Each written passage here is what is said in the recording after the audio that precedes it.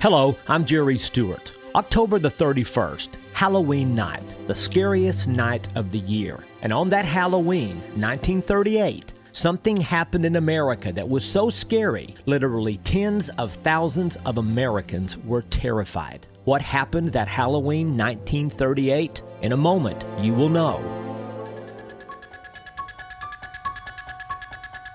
In 1938, one very popular radio program was a weekly radio play, The Mercury Theater. Its director-producer was Orson Welles, and each week, a live radio play was presented to the millions of radio listeners. In keeping with the horror theme of Halloween, Orson Welles and his company of writers produced a play they believed would be entertaining and scary. But something happened that night which no one expected. As the listeners heard the story played out, so many of the listeners didn't realize that it was only a story. They thought it was real. The name of the play, War of the Worlds. The script was terrifying. It was an attack from outer space. Beings from another planet made their surprise landing in a small farm town, Grover's Mill, New Jersey, and began killing local residents with their death rays. But here's what made the play so believable. It was broadcast as a series of news bulletins which suggested to many listeners that an actual Martian invasion was in progress.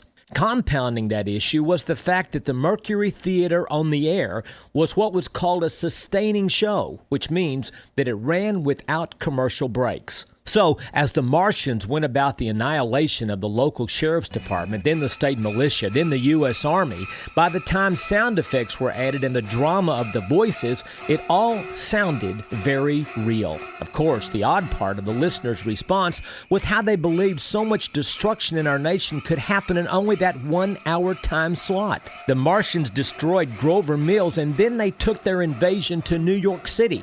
The news commentator gave his eyewitness account as he watched the great machines wading across the Hudson River, spreading a poisonous smoke drifting out upon the city, people running for their lives, diving into the East River like rats, others, thousands of others, falling like flies, until he too was overtaken by the poisonous gas. Then there was a silence, a deathly silence. It was later determined that somewhere in the range of 6 million listeners heard that Halloween broadcast that night, and that over 1 million people were genuinely frightened. You say, how can that be? Well, some of the listeners heard only a portion of the broadcast. There were very few ways to communicate in 1938, and the radio phone lines were jammed with phone calls.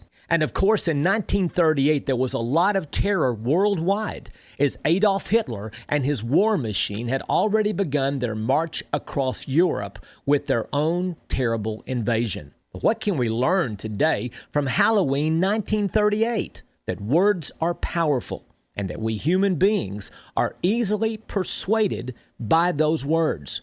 We have so many today trying to move us in a particular direction, trying to take away more and more of our say in this nation. Their most powerful tool, terror. If they can convince us that we are on the edge of oblivion, then we can be convinced to agree with anything. The scariest Halloween in U.S. history. I'm Jerry Stewart, and now you know, because you are there.